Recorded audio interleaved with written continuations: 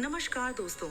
आज के हमारे इस वीडियो में हम आपके लिए उत्पन्ना एकादशी की पौराणिक कथा लेकर आए हैं। एक समय भगवान श्री कृष्ण और युधिष्ठिर महाराज के बीच संवाद हो रहा था। युधिष्ठिर महाराज कहते हैं, हे भगवान, आप कहते हैं कि सहस्त्र यज्ञ करने से जो फल प्राप्त होता है उसकी तुलना मात्र एक एकादशी के व्रत से मिलने वाले फल से नहीं की जा सकती। कृपा कर मुझे मार्गशीर्ष मास के कृष्ण पक्ष में आने वाली एकादशी के महत्व को बताएं कि यह एकादशी इतनी विशेष क्यों है और किस प्रकार यह इतनी मंगलमय बनी है। इसके उत्तर में भगवान श्री कृष्ण कहने लगे, मार्गशीर्ष मास में कृष्ण पक्ष में आने वाली एकादशी पर एक भक्त को एकादशी व्रत करना प्रारंभ करना चाहिए। इसे उत्पन्ना एकादशी कहते हैं। इस प्रकार भगवान ने उत्पन्ना एकादशी की व्रत कथा शुरू करी। सतयुग में एक समय मूल नाम का एक अत्यंत भयानक दानव रहता था, जिसने अपने क्रोध और बाहुबल से स्वर्ग के राजा इंद्र सहित समस्त देवताओं को पराजित करके अपने नियंत्रण में कर लिया था। इसलिए इस स्थिति में मुक्ति प्राप्त करने हेतु ब्रह्मा जी की अध्यक्षता में सभी देवता भोलेनाथ के पास पहुँचे और स्वयं को बचाने के लिए भोलेनाथ से प्रार्थना करने लगे।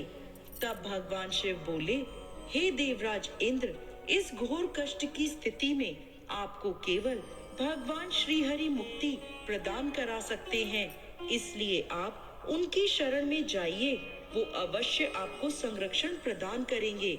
यह सुनकर सभी देवगण भगवान श्री हरि की शरण में क्षीर सागर पहुँचे। वहां जाकर उन्होंने भगवान विष्णु से प्रार्थना करी और कहने लगे, हे कमल नयन, हे मधुसूदन, आप सर्वज्ञ हैं। आप सदैव अपनी शरण में आने वाले की रक्षा करते हैं। हे प्रभु, ब्राह्मण कुल में नाड़ी जंग नामक एक शक्तिशाली दैत्य उत्पन्न हुआ था, जिसने सभी देवताओं का संहार करने की प्रतिज्ञा ली थी, जिसका पुत्र है मूर दैत्य। इसकी नगरी का नाम है चंद्रावती और इसने त्रिलोक में हाहाकार मचाया हुआ है। सभी देवताओं को पराजित कर इसने अपने पराधीन कर लिया है। हे पृथ्वीपति, अब आप ही हमारी रक्षा करें।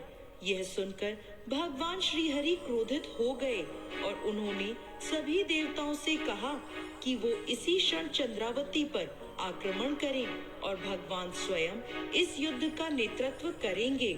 जब मूर दैत्य ने सभी देवताओं को अपने नगर की ओर आते हुए देखा तो वो अपने सैनिकों के साथ गर्जना करता हुआ आगे बढ़ा। भगवान और मूर दैत्य के बीच भयंकर युद्ध हुआ। मूर दैत्य ने अपनी मायावी शक्तियों का प्रयोग किया और भगवान श्री हरि उसे परास्त कर रहे थे। इस प्रकार देवताओं के 1000 वर्ष तक यह युद्ध चलता रहा। इसके बाद भगवान ने अपनी एक दिव्य लीला प्रकट करी। भगवान अचानक युद्ध क्षेत्र से अदृश्य हो गए और बद्रिका आश्रम में चले गए।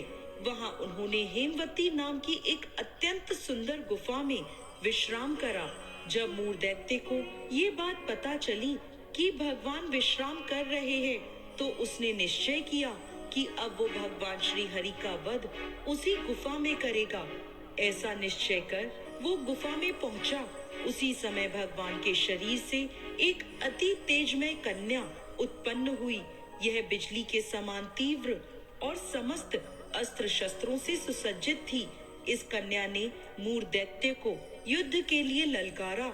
इसे देखकर मूर भी आश्चर्यचकित हो गया। वो युद्ध की ललकार को भी अनसुना नहीं कर पाया। उसने भगवान को छोड़कर उस कन्या से युद्ध प्रारंभ कर दिया। अचानक उस कन्या की कांति ने मूर दैत्य का नाश करते हुए उसका सिर धड़ से अलग कर दिया, जिससे उसकी मृत्यु हो गई।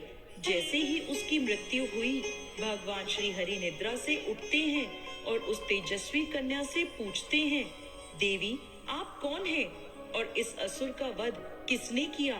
तब वह अपने हाथ जोड़कर विनम्रता से कहने लगी, हे पूर्ण पुरुषोत्तम भगवान श्री हरि, मैं आपके ही दिव्य शरीर से उत्पन्न हुई हूँ और यह असुर आपको क्षति पहुंचाना चाहता था, इसलिए मैंने इसका वध कर दिया।